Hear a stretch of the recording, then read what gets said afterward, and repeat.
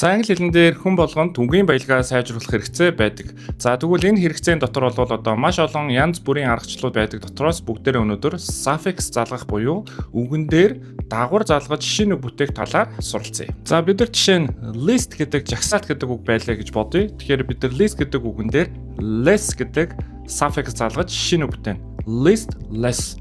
За тэгэхээр listless гэдэг үг бол утгацсан хувьд бол шал өөр болж хувьж байгаа. Урам зориггүй, дээрээс нь ирч хүчгүй гэсэн утгыг илэрхийлдэг. Жишээ нь After working all day, she felt listless. За тэгвэл price буюу одоо үн гэсэн үг байж байна. За энэ дээр бид нар less гэсэн suffix-ыг залгая. Priceless.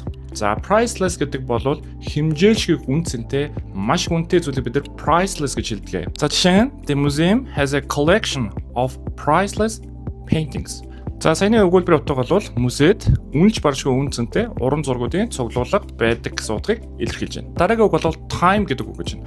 Time буюу бид бүгдийн мэддгээр цаг хугацаа гэсэн утгатай. За тэгвэл less гэдэг дагавар залгаж агуулгыг өөрчлөе. Timeless. Тэгэхээр timeless гэдэг үг нь бол одоо цаг хугацаанд үл баригдах мөнхийн, тийм ээ, байнгын гэсэн утгыг илэрхийлдэг.